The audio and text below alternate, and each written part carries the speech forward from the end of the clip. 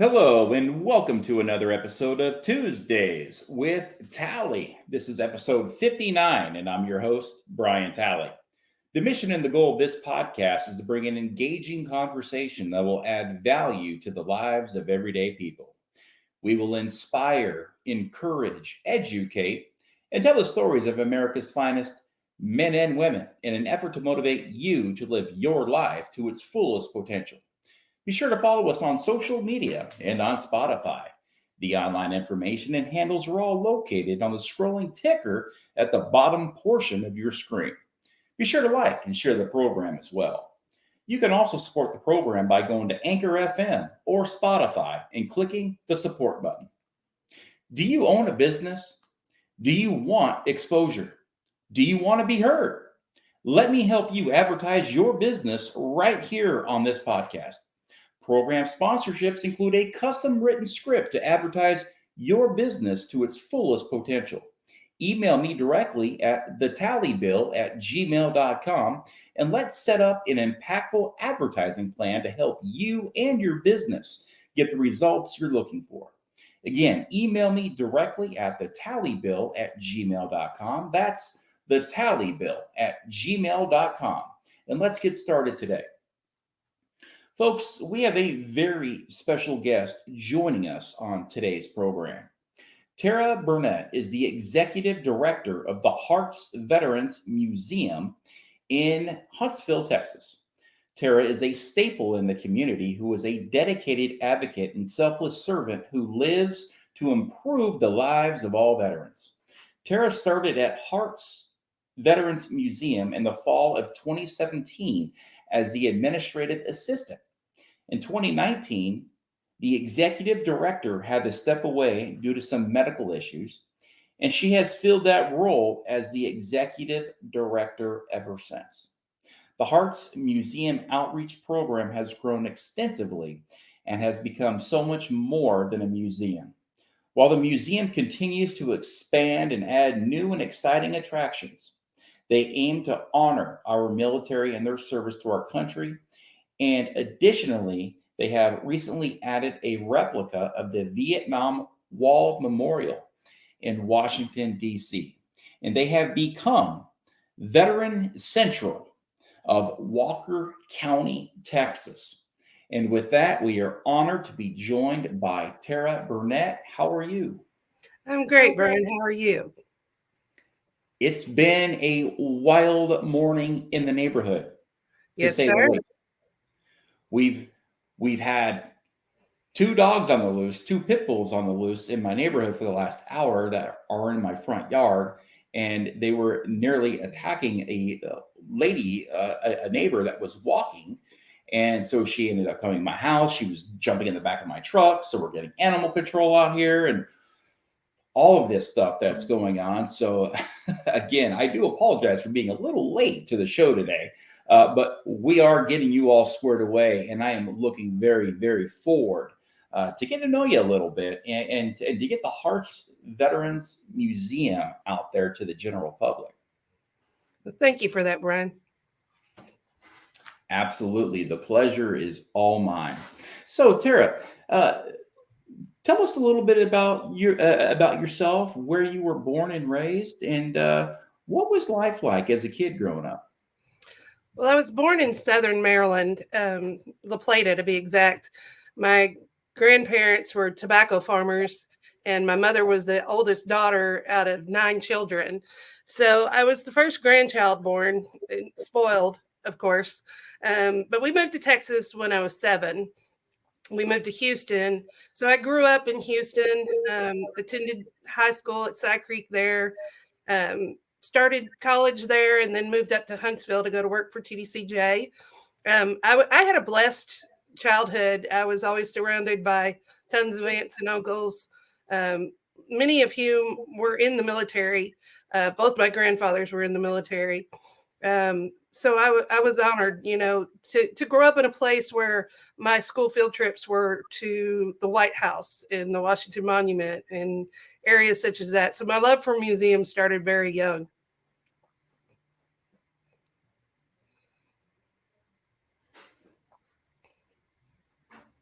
think I lost you there for a second. Are you there with us?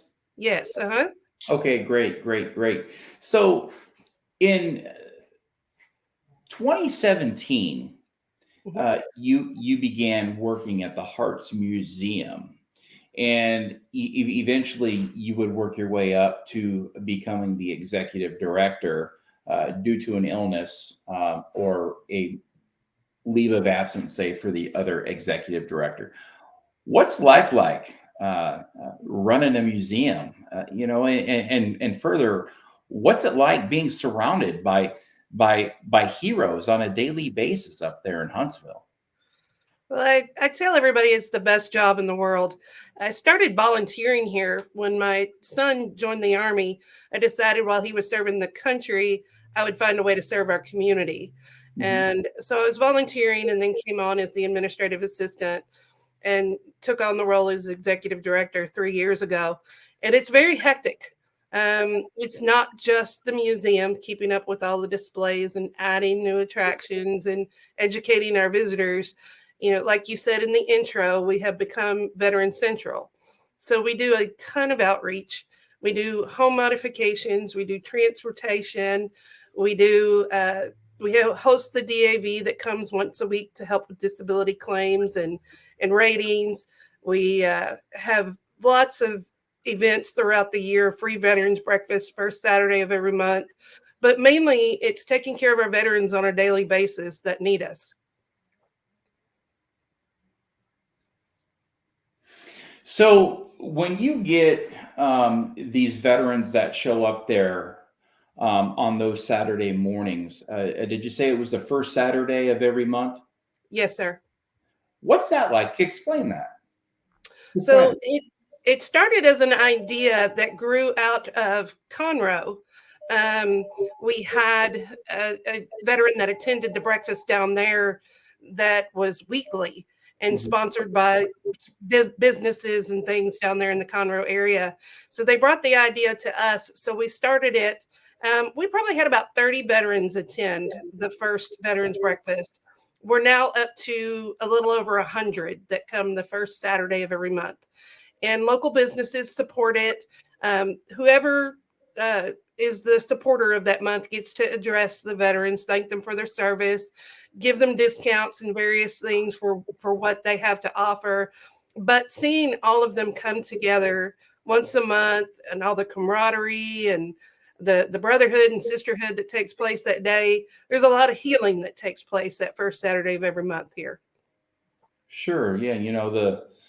The camaraderie and the stories and really at the end of the day just being around other like-minded people that may be having good days, that may be having bad days, that may need to unload some stuff. And what better of a way to do that than at a veterans museum that is, again, that is surrounded by so much history. I mean, treasure, if you will. Now, you do so much outreach for the veteran community. And again, that's just a small sliver of what you do at the museum. Now, what kind of attractions do you have there currently right now that bring in people from, say from long distances? Well, the addition of the Vietnam Wall that we just added, we dedicated that on Vietnam Veterans Day this year. We have seen a tremendous increase in traffic. One of the main reasons we did that was because so many of our Vietnam veterans can't make that trip to Washington, D.C. anymore to honor those that they lost on that wall. So we figured what better way for them to do it than to put one here for them. That you can do the etchings on it just like you do the one in DC. So they come in by the busloads, groups of them from VFWs, American Legions, different churches. So that has really added a lot of attraction to the museum. Of course, we have static displays outside.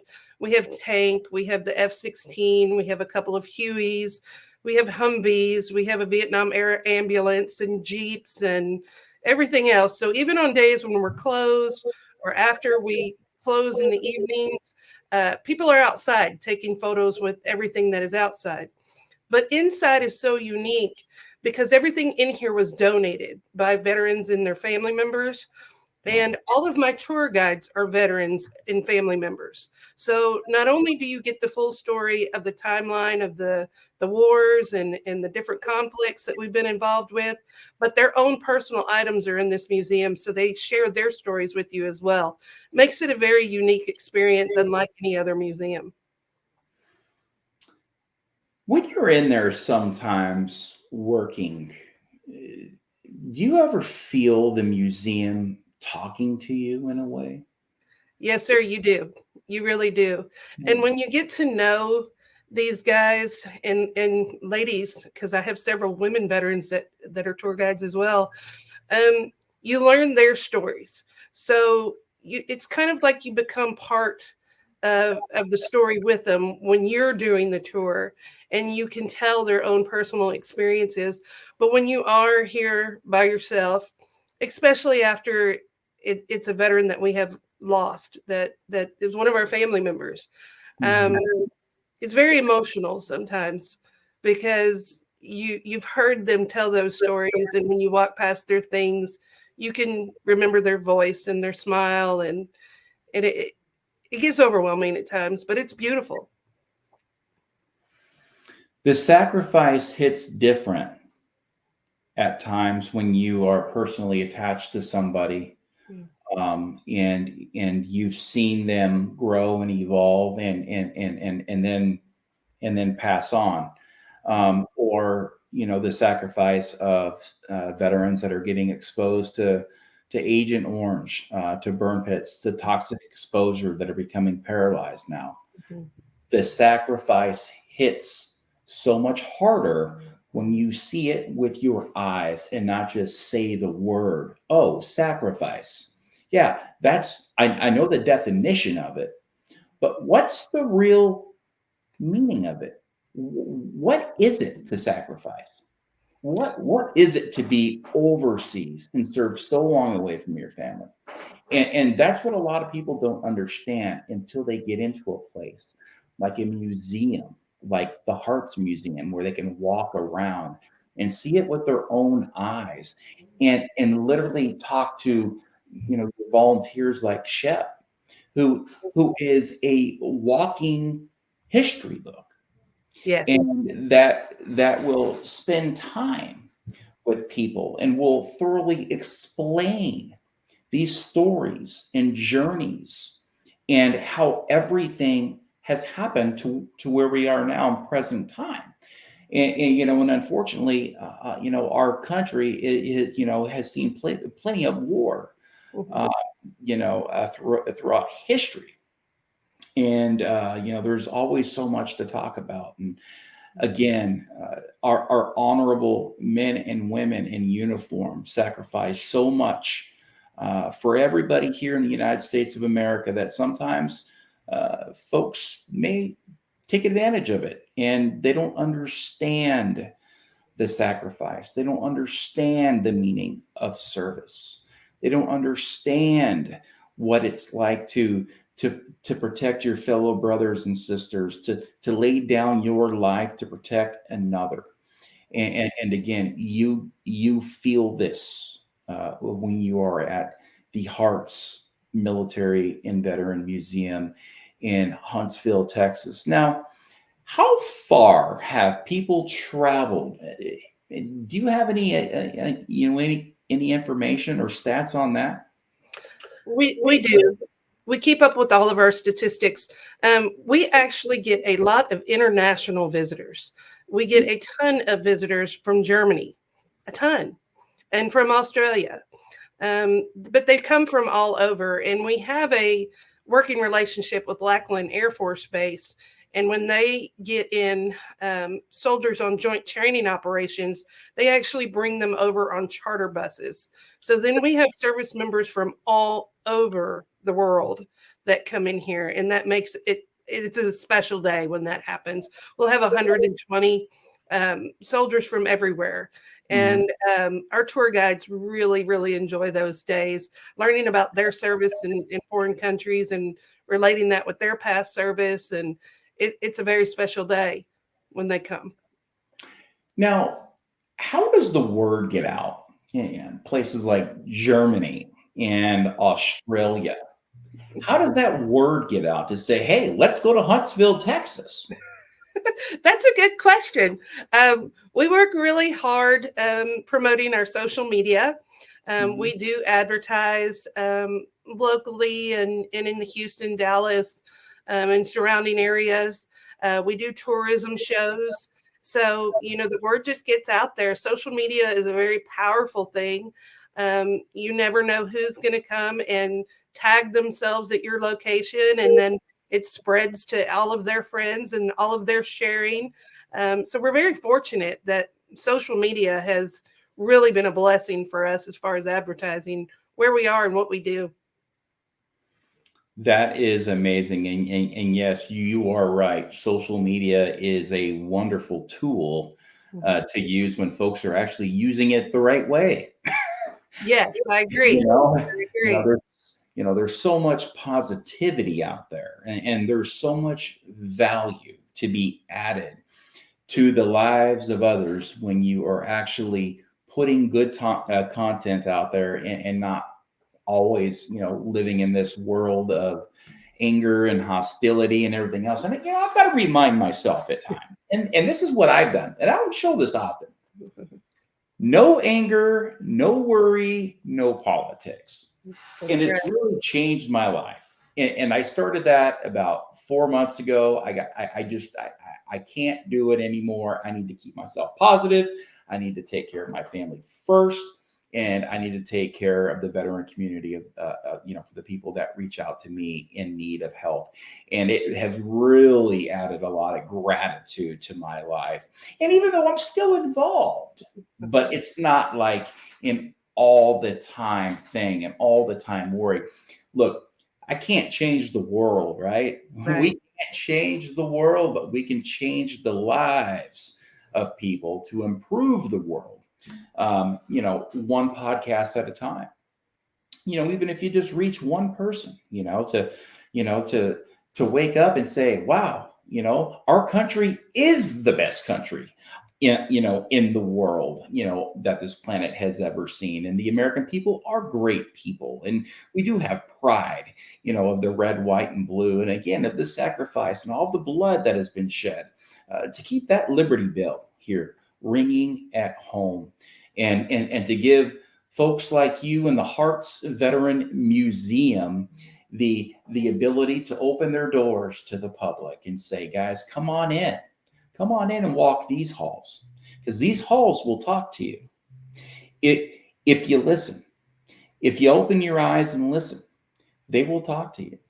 And again, I think that was very neat of you to say, yeah, I do. I do hear things in here, and I do, and it does talk to me.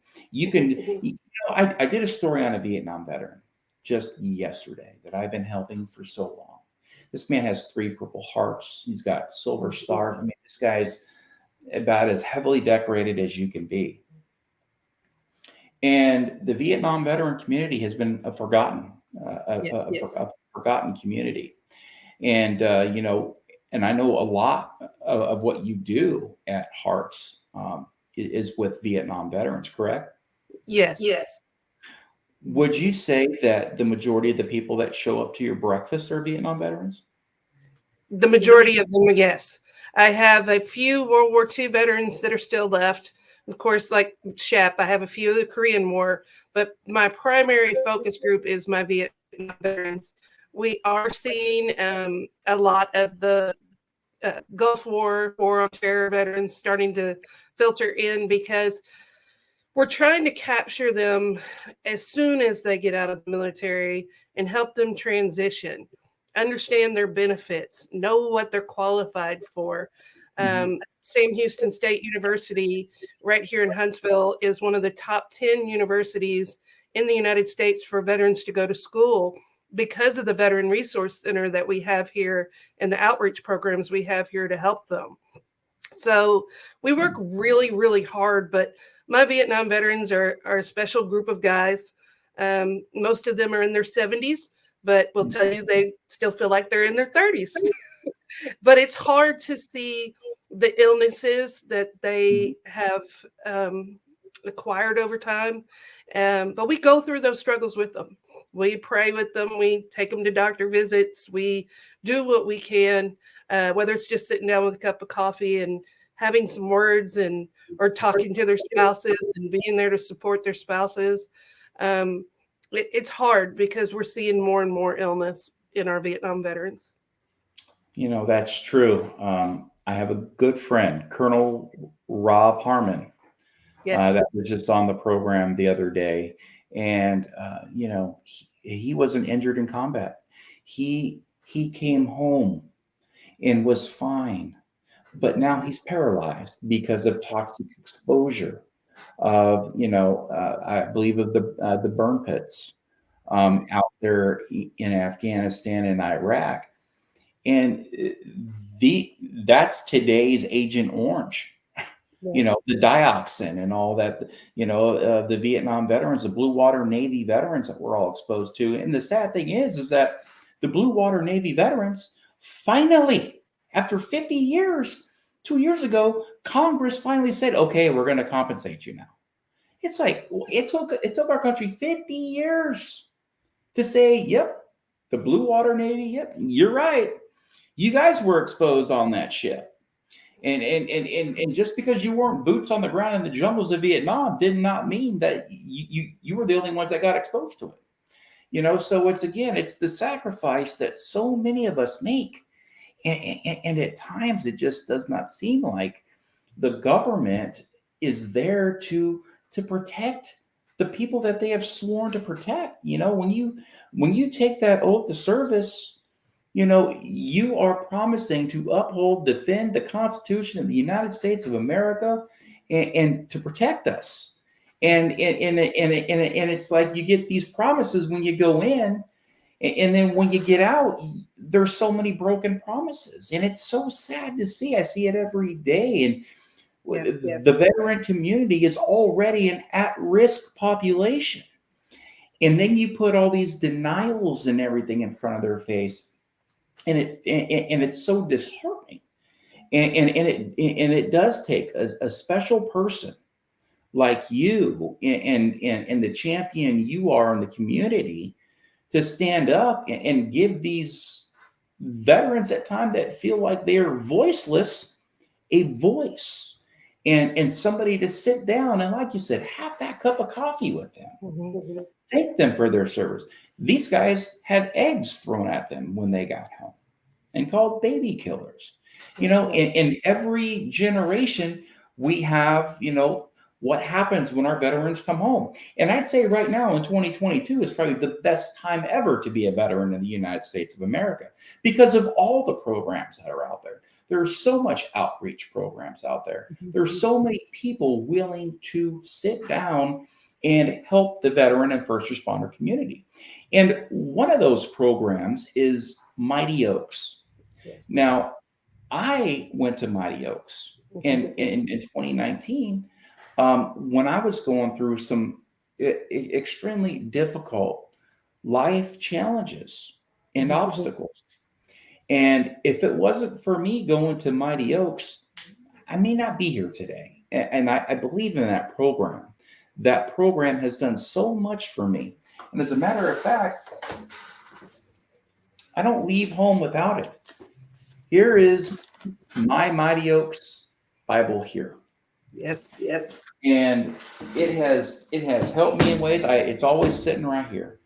I read it, I study it. I mean, look at this. I've got notes and it's something I'm proud of. As a matter of fact, I'm getting goosebumps. But I feel the Holy Spirit just coming through me right now because I know the work it has done in me, and I've seen it work in others. And I know you are a big supporter of Mighty Oaks. Would you like to explain on how you are involved in Mighty Oaks and what it's done for you? Well, Mighty Oaks, I can't say enough about the people that started Mighty Oaks and the people that continue their mission. The way that I got involved with it was a good friend of mine, Sharon Fordyce, puts on a warrior banquet every January here at the Walker County Fairgrounds. Originally, Tom and Sharon started that to help with the Intrepid Center and the Family Center over at Fort Sam Houston, so that we had that huge influx of injured soldiers coming from Afghanistan. And when their families would go to visit, there was nowhere for them to quote unquote check their family out for the day and get them out of the hospital, spend some quality time with them. So they started the banquet at the fairgrounds to help fund that program. Well, after all of it was complete, they started looking for other organizations to help because it's a fairly large fundraiser. And Mighty Oaks became one of the first ones. So I was very fortunate to get to know Chad and Kathy and spend some time with them one-on-one and find out what their mission was. And then came a day where my own son was having some serious issues. And as a mom, for me not to be able to fix those problems was a very hard pill for me to swallow. I just knew things were out of control and I did not have the answers. So I made a phone call and Sharon made a phone call and Chad got Kevin into Mighty Oaks over in California. And he came back a completely changed man. I don't know what happens up in that mountain in California, but I thank God for it every day. When he went through the program, his wife went through the program. It was amazing for both of them. When they were stationed in Washington State, they did a lot of couples counseling for other service members and spouses that were going through troubled times or just having difficult times on their own. They're back at Fort Hood now, and they still do a lot of couples counseling and things like that for others in need. My son attends a lot of the alumni events when he's in town. He stays in touch with Hunter and Chad, and it's just been a huge blessing. And I have been fortunate to be a part of their fundraising team when they put on their galas and local events. We attended the groundbreaking for their new headquarters right there in Montgomery. So I guess just seeing them change someone, and I've put multiple people through that program, and seeing them leave here broken and desperate and not knowing what the answer is, and coming home after that program and having a mission and wanting to leave a legacy and determined to lead Bible studies and groups to lift each other up. It's just amazing. I don't know. It's one of the most amazing things I've ever seen. I agree. I agree with you, Tara. And, there are so many veteran nonprofits out there that can fit really any veteran out there. And that's the great thing about this is that it's not a one size fits all approach. There's the faith-based, there's, nonprofits for addiction, there for diving. If you want to go scuba diving, if you want to go shooting, if you want to go hunting, if adrenaline motorsports is your thing, everybody has their own way of connecting with the veterans and the first responders.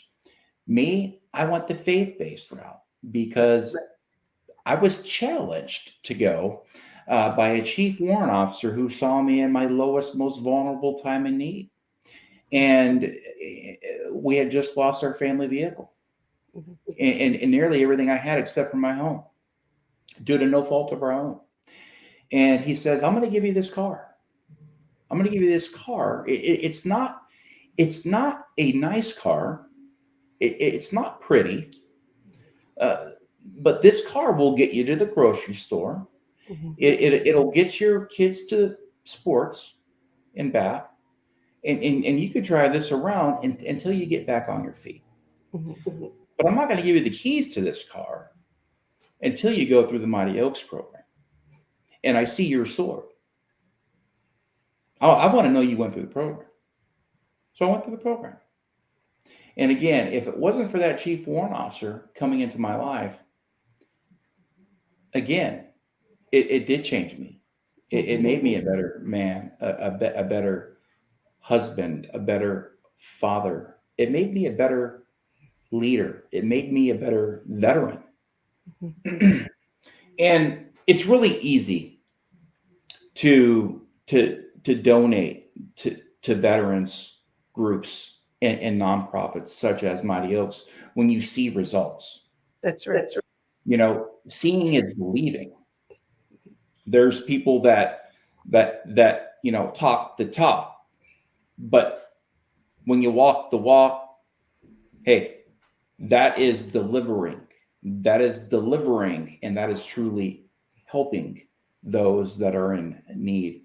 And again, when I showed up, they turned my pain into purpose. Right. They helped me create a legacy for myself. They kept me engaged in working in Congress to change a law to protect 20 million American veterans because I didn't have a congressman. It's things like that. It's when I was about to give up on everything. This right here kept me fully engaged Right. and having the people to fall back on. The brothers you meet there when you go through the program. And another thing I think is so important about Mighty Oaks is what they teach you is you need men in your life. Men need men. Right. And women need women. And you need mentors out there in life. You need to be able to hang out with equally yoked people, right? Is Right. what they say, because really you can't grow and evolve without good counsel and without good guidance. And that's what you will find at Mighty Oaks. Now, I know we have a lot in common because we love to eat at the same restaurant. Yes. Honor Cafe. I mean, come on. Is there a better place than Honor Cafe? Talk about, you're at a military and veteran museum. And then right down the road from you, Conroe is literally another one. But here you get a 5-star meal. Right. Well, so I've been involved with Honor Cafe since it was Chris's idea. He showed up at the museum and started talking to me about it. I'd never met him before, and started talking to me about his idea of building this restaurant. And he wanted everything in there to be authentic military. He was like, would you ever consider selling any of this stuff? And I said, I can't see myself ever doing that. But I talked to the board about it.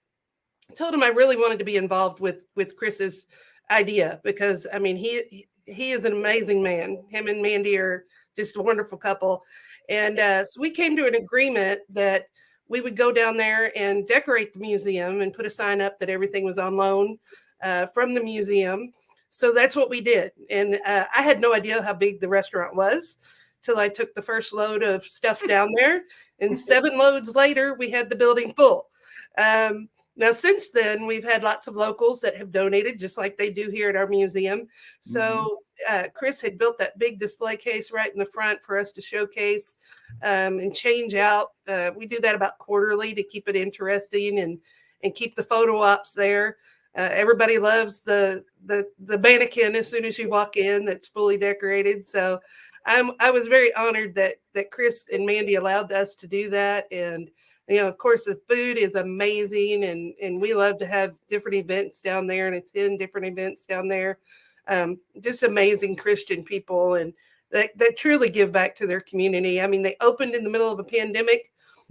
They had their chef making soup and was delivering, food to veterans that were shut in because Meals on Wheels had shut down. I mean, he just has such an amazing heart and has done so much in the community that we're honored to be a partner with them down there. I have an emotional attachment to Honor Cafe. And The reason why is because when he opened his doors, I was new in town. Hmm. I had just moved here. Hmm. And to be new in town at a brand new restaurant, I didn't feel new. I felt like, hey, I can grow with this restaurant. That's I right. can grow with this place. Mhm. This place has only been open for a couple of days, and I've only been here for a couple of days. So, it's not like, oh, who's that guy? Or who's that guy? He's not a.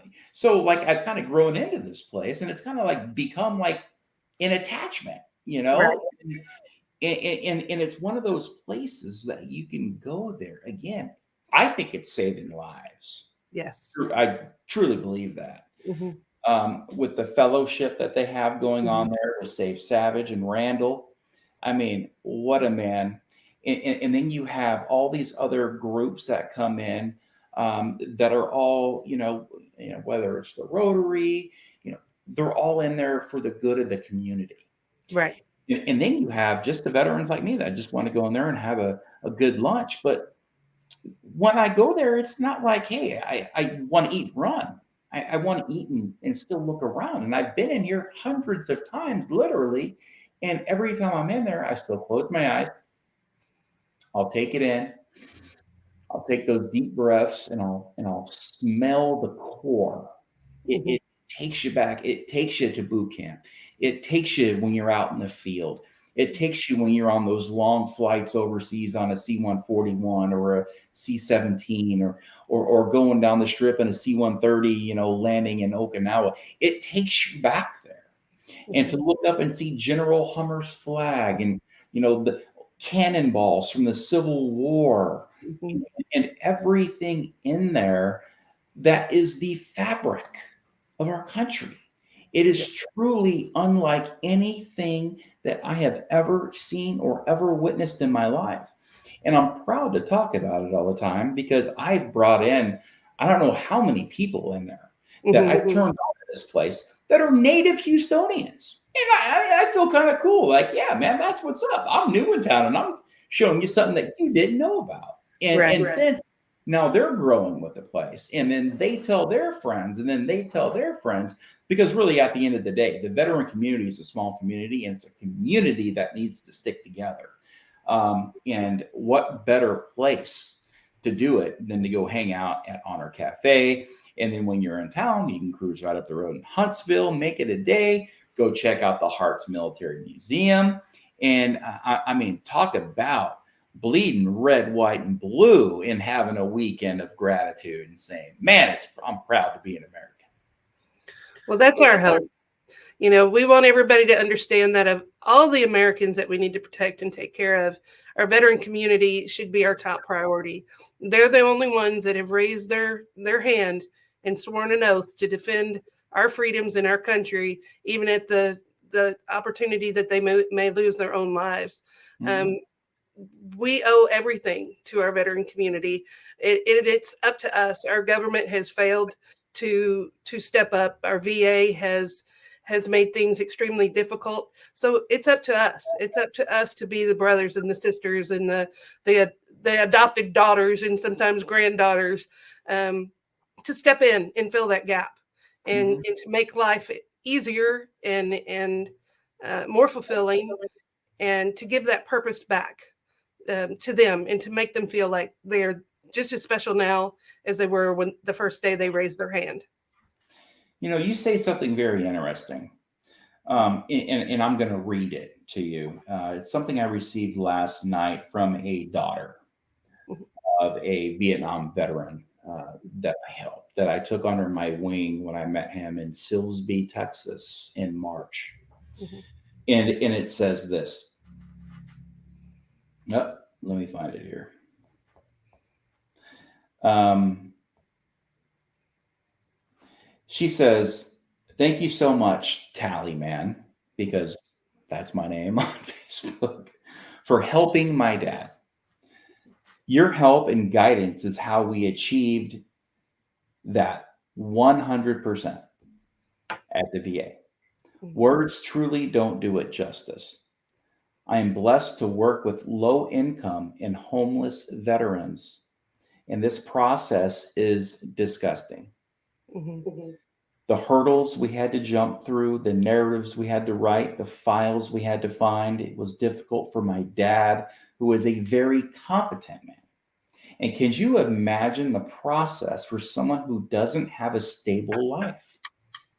It's literally impossible. Thank you for all you have done and will do in your passion.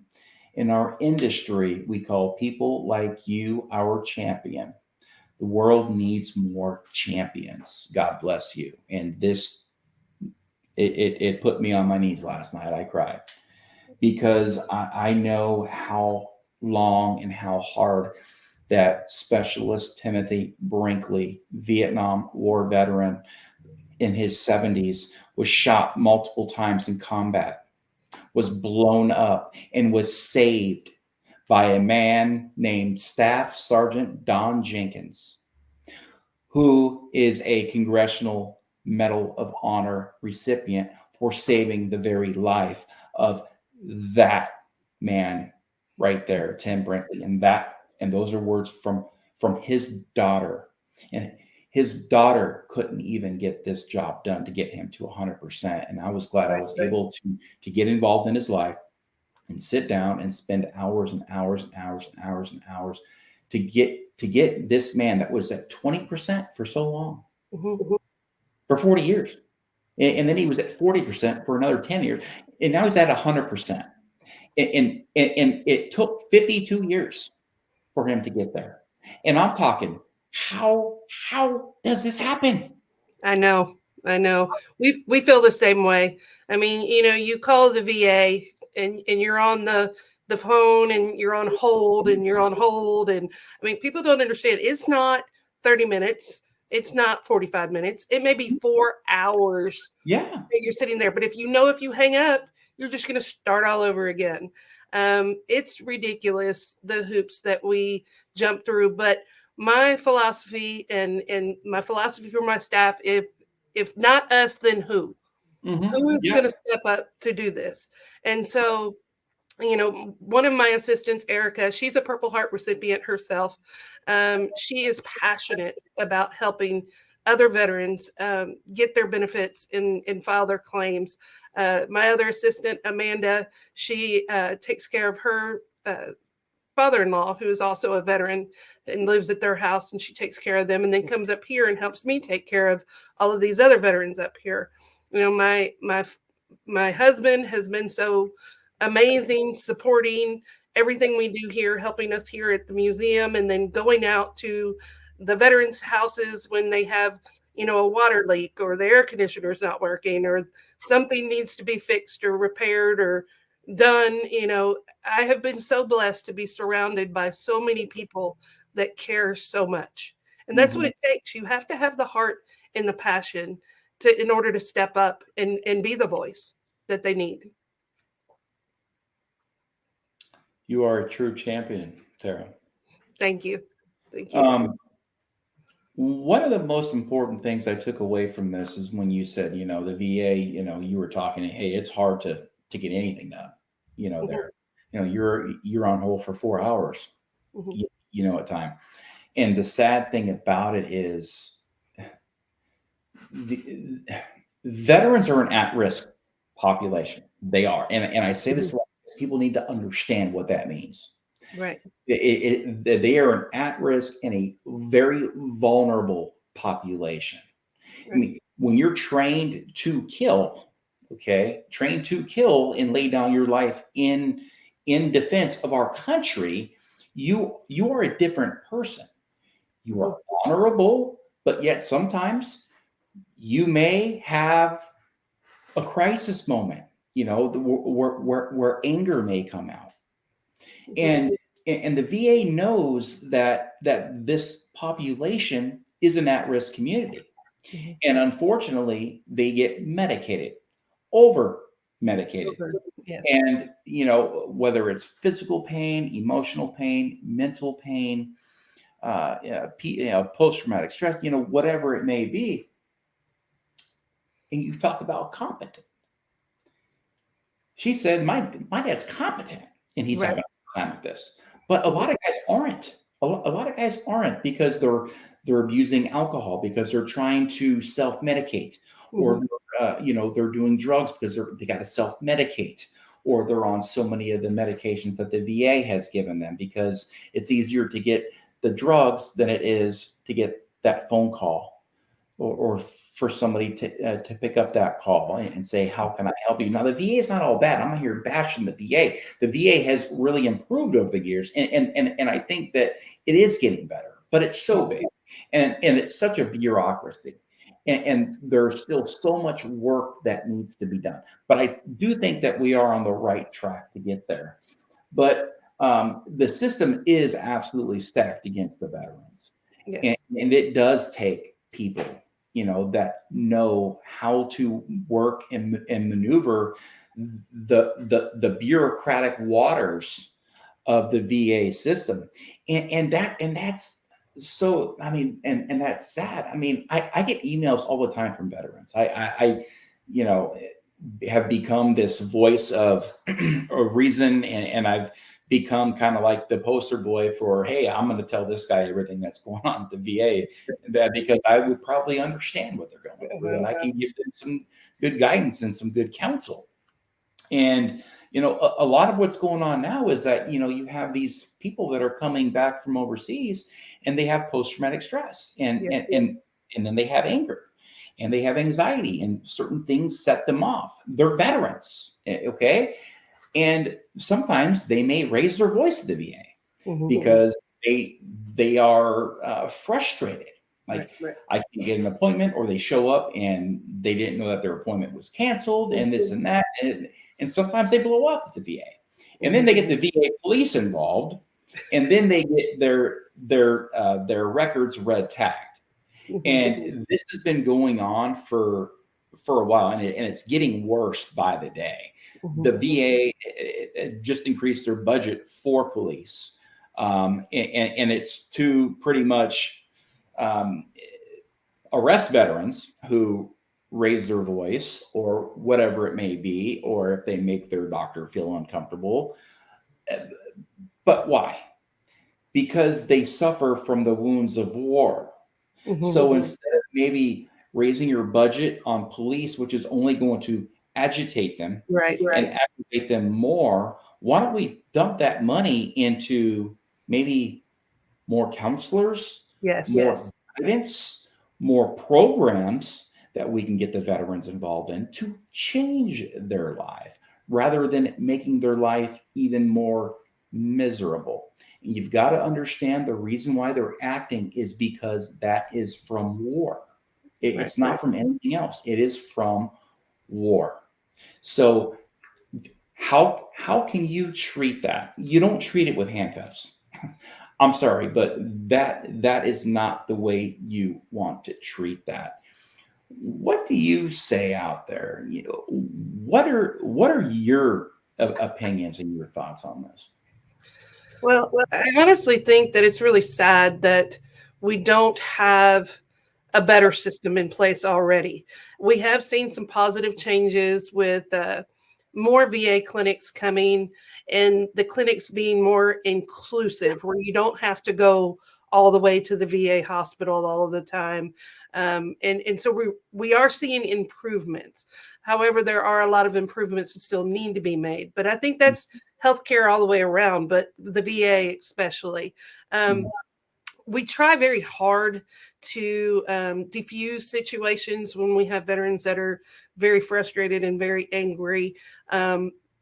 You oftentimes need to talk them down before you can let them get onto the phone. And a lot of times we have them tell the people that it's okay for us to speak on their behalf so that they don't get into that agitated, aggravated state. And we can fight that battle for them while they're sitting across from us at the table. We try to protect as much as we can because we know those frustrations that are there. And, it's heartbreaking to see, the increase of veterans that are needing the VA, especially when a lot of it is mental health. If we could do a lot with the mental health, that would be amazing. Mhm. Even so far as allowing them to go to outside counselors instead of VA counselors. Unless there's a transportation issue or something like that, they typically force you to go to the VA for those things. Mhm. And their solution is drugs. It's always drugs. And the drugs, the side effects make them feel worse a lot of times than the depression and anxiety. So Mhm. it's kind of a constant whirlwind. Absolutely. And I'm a veteran that's, you know, Yeah. and I'm a veteran that's heavily medicated as well. I'm not sure if you know, but I suffered a bone-eating staph infection that ate me alive for 4 months, and it Yes. with my spine and bladder and the kidney and some Hmm. cognitive type issues. That's why I take a lot of notes. I do my best to not Yes. stutter or whatever it may be. But I had no addiction to these pills. Right. But I need them to get through the day. And I wake up, I have a handful of pills, and then at 11, right on target, I have to take another two or three, and then at 2, and then at 6, and then at nighttime, because of all of everything that my body has been through, and I've been praying every single day for such a long period of time to find a way to get me off of all of these medications, because I feel like I'm less than a man. Like, wow, I really need to take all these medicines so I can make it through the day, because I have bladder paralysis, and I got a problem here, and it's just, the diseases in my spine, and everything else that snowballs because of these medical effects. And that's the answer I get is bags of pills. Literally, I've never shared this with anybody before until last week. I felt called to put it out there on the Mhm. podcast, and I open my bag of pills. Yep. Every month it comes, and it's like, oh my gosh. And until you look at it, you don't really understand it. Like, whoa, like, are you serious? Right. And there's got to be other alternatives out there. And that's where the federal government can come into play to say, we can get private nonprofits involved to do the work of the VA. Because if the VA can just concentrate on mental health and on physical health and surgeries and all that stuff, and not all the other bureaucratic things, like all the programs that they try to do, let the veteran community take care of our own. But there needs to be federal dollars that are going to those programs, like Yes. Mighty Oaks and the Waves Project. And, there's so many of them out there that I truly believe in. And even places like and I think that would be a step in the big direction on really improving the lives of all veterans and their families, because it's not just the veteran that suffers here; Right. it's the whole family. And they deserve the best care, they deserve the best treatment, and they deserve a voice. And and really, at the end of the day, without veterans, without our military, we don't have a country. And if we don't have a Mhm. country, well, the rest is history. That's right. That's right.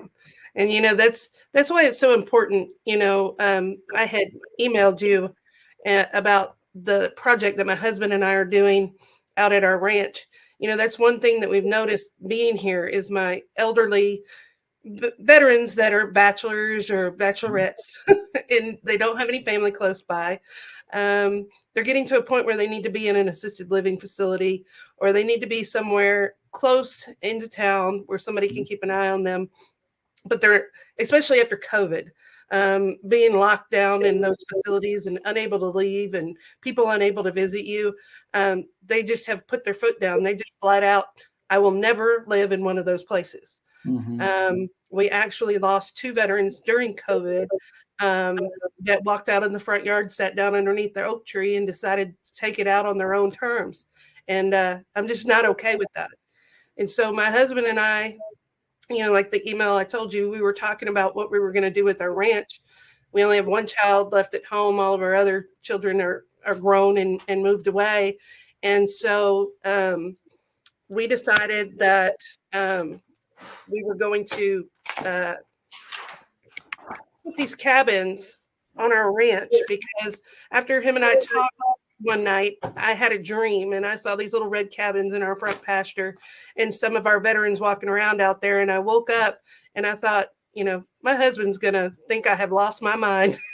But I told him about the dream, and he thought a minute and he said, "You know what? Let's see what we got to do." He said, "We're driving all over the county and taking care of these guys, and I'm fixing their houses, and half of them live in houses they shouldn't be living in, and you're spending your days, and the girls are spending their days driving and delivering groceries and making sure they're okay." And he said, "Let's see what we can do." So I came to work, told my board president about it, and he started laughing. He said, "Yeah, you're going to take us all home with you?" And he just kind of laughed it off. Well, that night at the VFW meeting, a stranger walked in right before the meeting, and he introduced himself, and he said, "I'm a veteran, and I'm also the construction teacher at the high school, and I want to build tiny houses for veterans, and nobody will help me." Well, they weren't laughing at my dream then, because they almost fell out of the chair. They couldn't believe that guy showed up. So we started planning, and then COVID hit. Mm-hmm. And so we got a little discouraged because there was no in-school, in-person teaching. Mm-hmm. But then I got a phone call from Rusty Carroll, who's the executive director of Operation Finally Home, who told me he'd been looking for ways to help more veterans, single veterans that didn't necessarily need those big $300,000-$400,000 mortgage-free homes that they were building for wounded veterans and their family. And so he decided he was going to fund our whole project. And so FOB 10 Mile is becoming a reality. We dedicated our first cabin out there, and we have a Vietnam Huey pilot that lives out there with us, and he's amazing. Some of the kids call him Uncle, and some of them call him Grandpa. So he has a whole new family he didn't know he was going to end up with. But, he has his boat, and he has his guns, and he can go fishing, he can go hunting, he can do whatever he wants to do. And our goal with doing this, we'll have 5 cabins, one a year for 5 years. Our goal with doing this is to write the how-to book, so that other landowners and other people can step up and do this on their property. Because imagine how many lives we could impact by having these little tiny homes that are ADA accessible, that are safe, that are secure, and you could change so many lives. The homeless veteran population is horrible. I know there's a lot of new tiny home neighborhoods popping up for homeless veterans, but our purpose is different. Ours is our aging elderly veterans that would have no alternative but to go into a nursing facility, and they just would never do that. And so this is our mission. This is where God led us to be, and getting it done. Because when I'm not moving fast enough, he puts somebody else through my front door telling me how I need to do it and when it needs to be done. And I just say, "Yes, sir, I got the message," and get it done. It's a beautiful thing when God comes into our lives and interacts, and you see it, and you feel it, and you live it, and you breathe it, and there's not a better feeling. And my whole life, I'd never experienced anything like that until after I did go through Mighty Oaks. My life hasn't been the same since, and I've, it's not all credit due to Mighty Oaks. I had to do the work, right? But that was a stepping stone to get me to where I am today, to kind of open my eyes and to get me to reading the Bible, and to get me, doing the things that add so much meaning and value to my life. Right. And again, without people like you out there, that have such big hearts and that sincerely care, and they're genuine to what you're doing and to what you believe in out there. Without people like you, our country would be in a far worse place. And again, if you can improve the life of even one veteran, you've done your job. And so, in closing out the program here, I just want to thank you for joining us today, Tara. We sincerely appreciate everything you have done and continue to do for our great nation and in the military and veteran community. Our country can't thank you enough. Thank you so much, Brian. Until next time, for Tuesdays with Tally, this is Brian Tally. Good night, Semper Fi, and God bless.